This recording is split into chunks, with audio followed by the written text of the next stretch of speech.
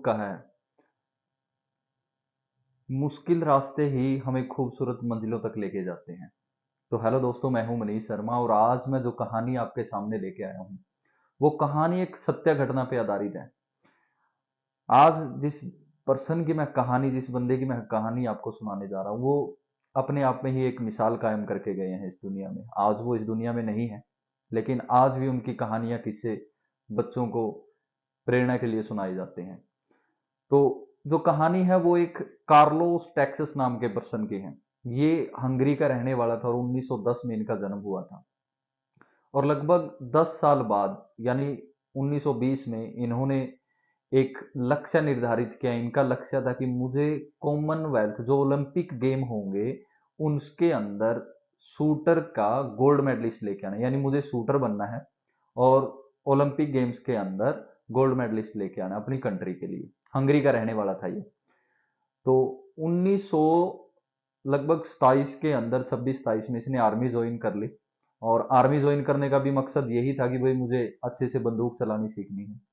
और लगभग 1938 की बात है, एक आर्मी की मॉक ड्रिल चल रही थी और उस टाइम क्या हुआ, इसके हाथ में ग्रेनेड यानी बम फट गया और बम फटने से इसका जो राइट हैंड है वो चला गया।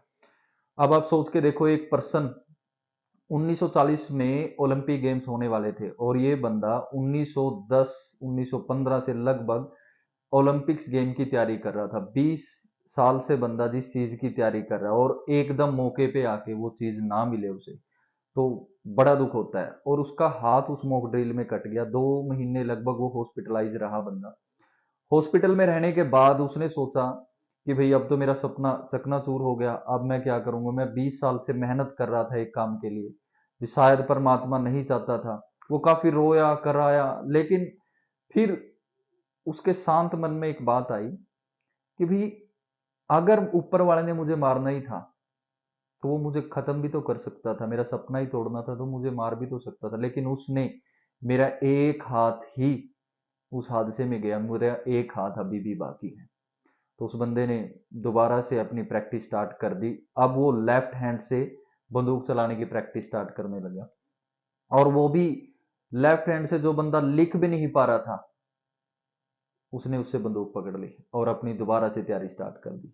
1939 में जो चैंपियनशिप हुई हंगरी के अंदर, उसने उसमें पार्टिसिपेट किया। और आप यकीन मानो, 1 साल के अंदर उसने इतनी बेहतरीन तैयारी की कि जो हंगरी के चैंपियनशिप थे वो वहां पे गोल्ड मेडलिस्ट रहा। लेकिन उसका जो सपना था वो 1940 में होने वाले कॉमन जो ओलंपिक्स गेम थे उसके अंदर गोल्ड मेडलिस्ट बनना था। तो वो बंदा चैंपियनशिप में नहीं रुका, वो अपनी तैयारी कंटिन्यू करता रहा। और 1940 की जो गेम होनी थी वो उस टाइम वर्ल्ड वार सेकंड चला हुआ था, उसकी वजह से वो गेम कैंसिल हो गई। वो फिर हताश निराश हुआ कि भाई शायद ऊपर वाला ही नहीं चाहता कि मैं ओलंपिक्स में जाऊं। लेकिन वो बड़ा जिद्दी था, वो अड़ा रहा कि कोई बात नहीं, 4 साल बाद दोबारा गेम होंगी, मैं उसमें प्रैक्टिस करूंगा। उसने फिर 4 साल और खूब मेहनत की और 1944 में जो दोबारा से ओलंपिक गेम होनी थी, लेकिन किसी कारणवश वही वर्ल्ड वार सेकंड की वजह से वो भी नहीं हो पाई।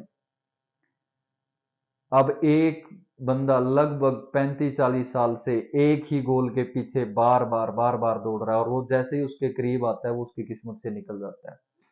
लेकिन वो हार नहीं मान रहा, वो लगा हुआ है।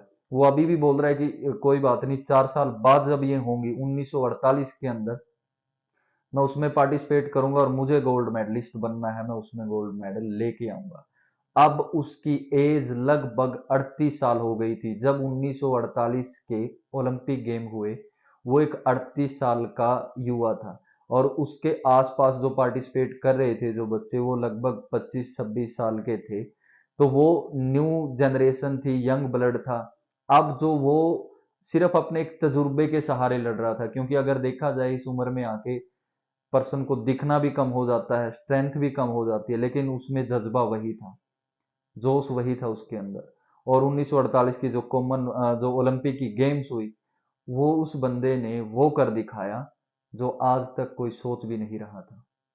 उसने वो हिस्ट्री, वो इतिहास रच दिया। 1948 में ओलंपिक्स गेम के अंदर उसने गोल्ड मेडलिस्ट बनकर वो अपने देश के लिए वापस लौटा। लेकिन वो यहाँ नहीं रुका, उसने फिर मेहनत स्टार्ट कर दी। 1952 में उसके 4 साल बाद जो दोबारा ओलंपिक्स गेम्स हुए, उसने दोबारा उसमें पार्टिसिपेट किया और आप यकीन मानो वो दोबारा फिर गोल्ड मेडलिस्ट बनकर निकला वहां से। तो ये थी कहानी दोस्तों कैरलोन टैक्सोन की, जो बड़ा ही जिद्दी आदमी था अपने सपने को लेकर, और उसने वो कर दिखाया जो आज तक किसी ने नहीं किया। क्योंकि आज तक किसी ने भी 2 बार ओलंपिक में गोल्ड मेडलिस्ट नहीं लिया सेम फील्ड के अंदर।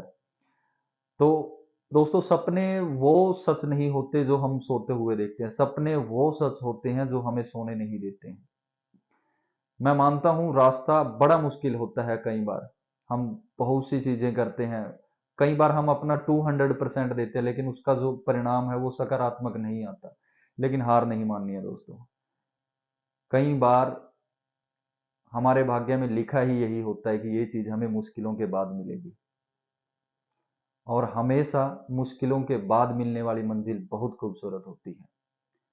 तो हमेशा दोस्तों अपने गोल के ऊपर डटे रहें, लगे रहें, और बड़ों का सम्मान करें, छोटों से प्यार करें।